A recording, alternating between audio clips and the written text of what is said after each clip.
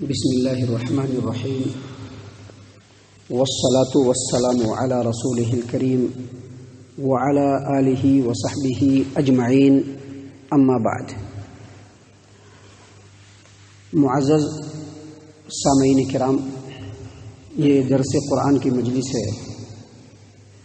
لگاتار اللہ تبارک و تعالیٰ کی توفیق اور اس کی اذن سے قرآن کریم کے آیات کی تلاوت آپ کے سامنے ترتیب کے ساتھ کی جا رہی ہے۔ ان آیات کا ترجمہ اور تفسیر خالص قرآن و حدیث اور سلف صالحین کے فہم کی روشنی میں اللہ تبارک و تعالیٰ کی توفیق سے ہم آپ کے سامنے پیش کرنے کی سعادت لگاتار حاصل کر رہے ہیں۔ معزز سامعین اکرام، کل کے درس تک قرآن کریم کی جو پہلی سورت کریمہ ہے سورۃ الفاتحہ کا مکمل ترجمہ، اس کے تعلق سے جتنی بھی باتیں ہیں جو سلف صالحین سے قرآن و حدیث سے ثابت ہے، ان تمام باتوں کو ہم نے آپ کے سامنے پیش کر دیا۔ فللہ الحمد والمنہ۔ معزز سامعین کرام، اب باری ہے سورۃ البقرہ کی۔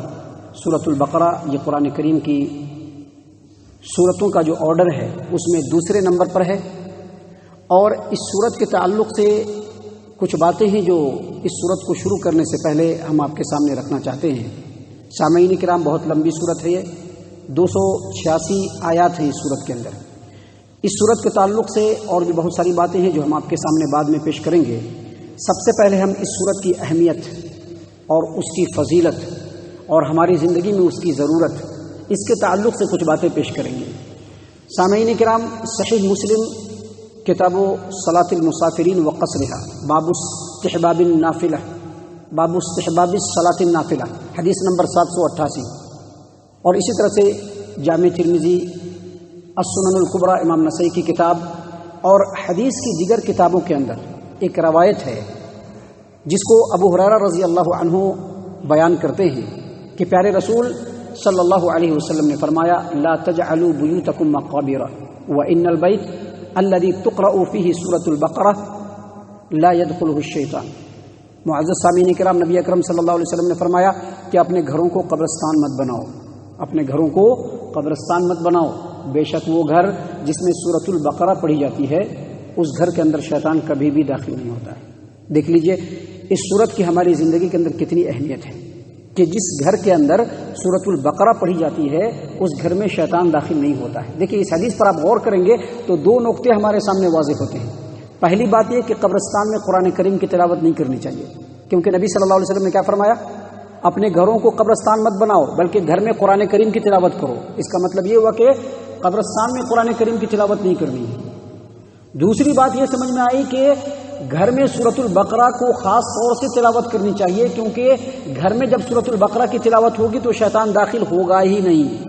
جبکہ ہم آپ کو بتلا دیں کہ ایک اور روایت ہے جس کو امام نسائی اپنی السنن الکبریٰ کتاب عمل الیوم واللیلہ کے اندر روایت کرتے ہیں کہ عبداللہ بن مسعود رضی اللہ عنہ نے بیان کیا کہ اگر کسی گھر میں شیطان ہو، نبی اکرم صلی اللہ علیہ وسلم نے فرمایا کہ اگر اس گھر کے اندر سورۃ البقرہ کی تلاوت کی جائے تو شیطان بھاگ جاتا ہے۔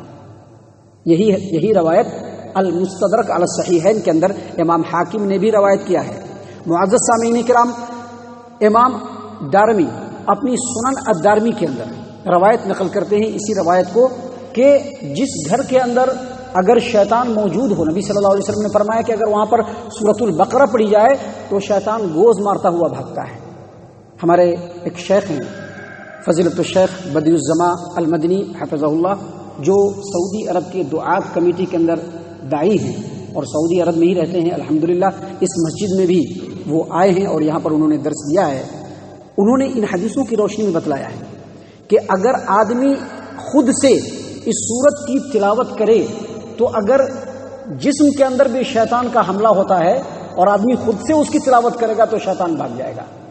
اگر جسم کے اوپر شیطان کا حملہ ہو یا دلوں کے اندر شیطان کے وسوسے ہوں یا خون میں دوڑتا ہوا شیطان انسان کو بہکاتا ہے، پھسلاتا ہے، بہلاتا ہے، تو اگر آدمی خود سے سورۃ البقرہ کی روزانہ تلاوت کرے تو وہ شیطان کے شر سے محفوظ رہے گا۔ معزز سامعین کرام، امام الدارمی اپنے السنن کے اندر ایک اور روایت بیان کرتے ہیں، اور یہ روایت امام شعبی رحمہ اللہ کے سند سے بیان کرتے ہیں کہ عبداللہ بن مسعود رضی اللہ عنہ کی یہ روایت ہے کہ جو آدمی رات کو سورۃ البقرہ کی 10 آیات پڑھ لے، سورۃ البقرہ کی رات کو 10 آیات پڑھ لے، دن میں جس رات میں پڑھتا ہے اس دن میں بھی شیطان اس کے قریب نہیں آئے گا، بلکہ شیطان وہاں سے بھاگ جائے گا، شیطان قریب نہیں آئے گا۔ اگر سورۃ البقرہ کی وہ تلاوت کر لیتا ہے تو شیطان اس کے قریب نہیں آئے گا، بلکہ شیطان وہاں سے بھاگ جائے گا۔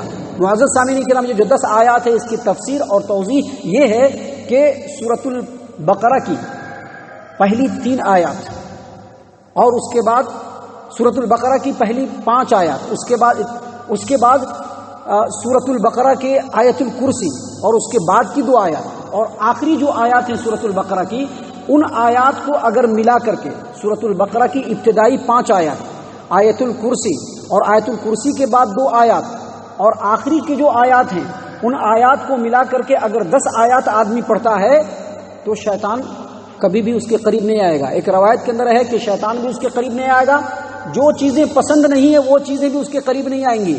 اور یہاں تک کہ نبی صلی اللہ علیہ وسلم کی روایت کے مطابق اگر کسی مجنون، دیوانے اور جادو والے آدمی کے سامنے بھی ان 10 آیات کو پڑھ دیا جائے تو وہ آدمی بالکل شفا یاب ہو جائے گا۔ سامعین کرام، یہ سورۃ البقرہ ہے۔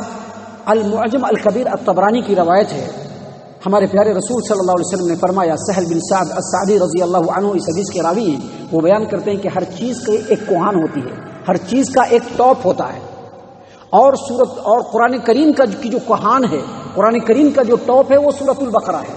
اور پھر نبی صلی اللہ علیہ وسلم نے فرمایا کہ اگر کوئی آدمی ایک رات میں سورۃ البقرہ کی تلاوت کرتا ہے تو 3 راتوں تک شیطان اس کے پاس سے بھاگ جاتا ہے، اور اگر ایک دن میں آدمی سورۃ البقرہ کی تلاوت کرتا ہے تو 3 دنوں تک شیطان اس کے قریب نہیں آتا ہے بلکہ بھاگ جاتا ہے۔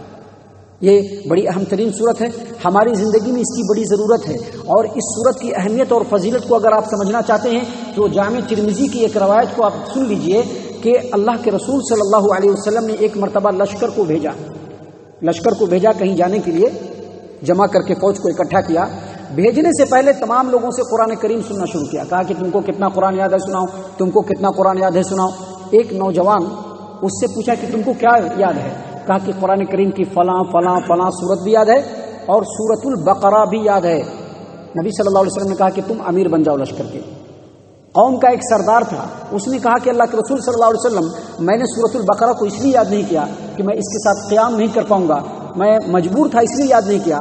نبی صلی اللہ علیہ وسلم نے کہا کہ قرآن کریم کو پڑھو، قرآن کریم کو سیکھو، اور رات کو قرآن کریم کے ساتھ قیام کرو، کیونکہ جو آدمی قرآن کریم کو سیکھتا ہے، پڑھتا ہے اور رات میں قرآن کریم کے ساتھ قیام کرتا ہے، اس آدمی کی مثال کستوری کی ہے جو کسی چیز کے اندر، کسی مشک کے اندر بند ہوتا ہے، کسی مشک کے اندر کستوری بند ہوتا ہے اور اس کا منہ کھلا ہوا آتا ہے، اور جب اس کا منہ کھلا ہوا آتا ہے تو وہ خود بھی معطر ہوتا ہے اور اپنے آس پاس کو بھی معطر کرتا رہتا ہے۔ قرآن کریم کو پڑھنے والا، پڑھ کر کے اس پر عمل کرنے والا اور اس کے ساتھ قیام کرنے والا بالکل اسی طرح سے ہے۔ لیکن اگر کوئی آدمی قرآن کریم کو پڑھتا ہے اور پڑھ کر کے وہ رات کو سویا رہتا ہے، قرآن کریم سے غافل رہتا ہے، اس کی مثال اس کستوری کی سی ہے جو مشکیزے کے اندر بند ہے، اس کی خوشبو نہ وہ خود سونگھ پا رہا ہے نہ دوسرے اس کو سونگھ پا رہے ہیں۔ تو اس حدیث سے کیا پتہ چلا کہ سورۃ البقرہ یاد ہونے کی وجہ سے اللہ کے رسول صلی اللہ علیہ وسلم نے لشکر کا امیر بنا دیا۔ اسی طرح سے سورۃ البقرہ کی اہمیت کو اگر آپ سمجھنا چاہتے ہیں، اس کی فضیلت کو آپ سمجھنا چاہتے ہیں، تو صحیح البخاری کی حدیث ہے اور بہت ہی مشہور و معروف حدیث ہے۔ اسید بن حضر رضی اللہ عنہ ایک مرتبہ رات کو قرآن کریم کی تلاوت کر رہے تھے تو یہی سورۃ البقرہ کی تلاوت کرنا شروع کر دیا۔ جیسے ہی انہوں نے سورۃ البقرہ کی تلاوت کرنا شروع کر دیا، گھوڑا پاس میں بندھا ہوا تھا، وہ بدکنے لگا۔ جب گھوڑا بدکنے لگا، کودنے لگا، تو انہوں نے تلاوت کو بند کر دیا۔ جب تلاوت کو بند کر دیا تو گھوڑا بھی پرسکون ہو گیا۔ پھر انہوں نے تلاوت شروع کی، پھر گھوڑا بدکنا شروع ہو گیا۔ پھر انہوں نے تلاوت کو روکا، پھر وہ پرسکون ہو گیا۔ پھر تلاوت کرنا شروع کیا، پھر وہ بدکنے لگا۔ ان کو ڈر لاحق ہوا کہ بازو میں ان کا بچہ یحییٰ سویا ہوا ہے، کہیں ایسا نہ ہو کہ گھوڑا اس کو نقصان پہنچا دے۔ انہوں نے تلاوت کو بند کر دیا، نماز کو کمپلیٹ کیا اور صبح میں نبی صلی اللہ علیہ وسلم کی خدمت میں آئے۔ کہا کہ رات میں ایسا ایسا واقعہ ہوا۔ کہا کہ آپ پڑھتے رہتے تھے، رکنا نہیں چاہیے تھا آپ کو۔ کہا کہ اللہ کے رسول صلی اللہ علیہ وسلم، بازو میں میرا بیٹا لیٹا ہوا تھا، مجھ کو ڈر ہوا کہ کہیں گھوڑا اس کو نقصان نہ پہنچا دے۔ میں نے آسمان کی طرف دھیان دیا، آ کر کے اپنے بیٹے یحییٰ کو دیکھا، اور پھر میں نے آسمان کی طرف دیکھا تو دیکھا کہ سائبان کی طرح سے ایک چیز ہے اور اس میں چراغ کے جیسی ایک چیز جل رہی ہے، ٹمٹما رہا ہے وہ. پھر اس کے بعد میں گھر سے باہر نکل کر دیکھا تو کچھ بھی نظر نہیں آیا. کہا کہ آپ کو معلوم ہے کہ وہ کیا ہے؟ وہ فرشتے آئے ہوئے تھے جو سورۃ البقرہ کی تلاوت کو سننے کے لیے آئے ہوئے تھے.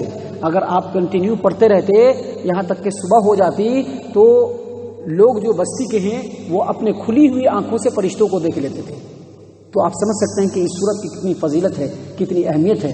معزز سامعین کرام، اس سورت کی اہمیت اور فضیلت کے تعلق سے ابھی کچھ اور بھی باتیں ہیں جو انشاءاللہ کل کے درس میں ہم آپ کے سامنے پیش کریں گے. اللہ تبارک و تعالیٰ سے دعا ہے کہ اللہ تبارک و تعالیٰ ہم تمام کو ان تمام باتوں کے اوپر غور و فکر اور تدبر کرنے کی توفیق عنایت فرمائے. ہم تمام کو ہمارا رب صحیح معنوں میں مومن اور مسلمان بنائے. اللہ تبارک و تعالیٰ ہم تمام کے دلوں کی بہار قرآن کریم کو بنائے. قرآن کریم کو پڑھنے، اس پر غور و فکر کرنے اور اس کے مطابق عمل کرنے کی توفیق عنایت فرمائے.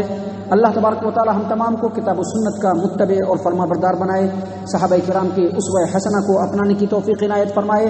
جنت الفردوس میں جگہ عطا فرمائے. اے اللہ ہم تمام کو جہنم سے پناہ دے. اے رب العالمین ہم تمام کو جہنم سے پناہ دے. اے مالک الملک ہم تمام کو جہنم سے پناہ دے. آمین یا رب العالمین. وما علینا الا البلاغ المبین.